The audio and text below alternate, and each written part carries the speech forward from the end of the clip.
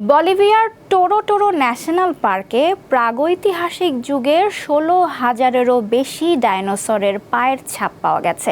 জীবাশ্মবিদদের মতে এটি এখন পর্যন্ত আবিষ্কৃত বিশ্বের সবচেয়ে বড় ডাইনোসর ট্র্যাক সাইট বা চলাচলের পথ। এই পায়ের ছাপ থেকে ডাইনোসরদের অদ্ভুত আচরণ সম্পর্কে জানতে পেরেছেন গবেষকরা। ৩টি আঙুল, ধারালো নখ, পৃথিবীর ইতিহাসের অন্যতম বিস্ময়কর প্রাণী ডাইনোসর। বর্তমানে ডাইনোসরের অস্তিত্ব না থাকলেও বিশালকার এই প্রাণী নিয়ে মানুষের কৌতূহলের অন্ত নেই। এখনও প্রায়শই পৃথিবীর নানা প্রান্তে ডাইনোসরের জীবাশ্ম পাওয়া যায়, আর এসব নিয়ে চলে নিরন্তর গবেষণা।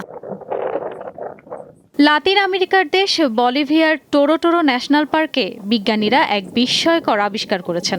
সেখানে প্রাগৈতিহাসিক যুগের ১৬,০০০-এরও বেশি দোপে বিভিন্ন ডাইনোসরের পায়ের ছাপ পাওয়া গেছে। জীবাশ্মবিদদের মতে এটি এখন পর্যন্ত আবিষ্কৃত বিশ্বের সবচেয়ে বড় ডাইনোসর ট্র্যাক সাইট বা চলাচলের পথ। সম্প্রতি ওই অঞ্চল নিয়ে গবেষণা করেছেন যুক্তরাষ্ট্রের ক্যালিফোর্নিয়া অঙ্গরাজ্যের লোমালিন্ডা ইউনিভার্সিটির একদল গবেষক।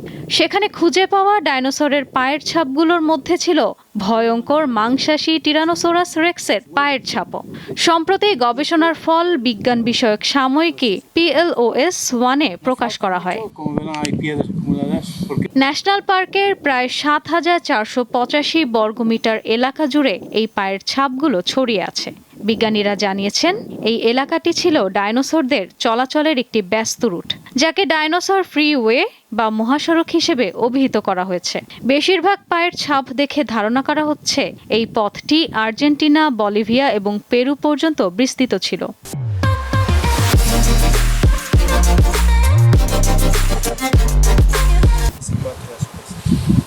৬ বছর ধরে এই গবেষণা করেছেন বিজ্ঞানীরা। এতে বলিভিয়ার ওই ডাইনোসরদের অদ্ভুত একটি আচরণ সম্পর্কে জানা গেছে।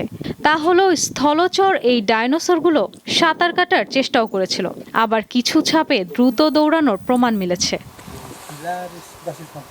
বেশ কিছু চলার পথে ডাইনোসরদের লেজ টেনে নিয়ে যাওয়ারও দাগও পাওয়া গেছে।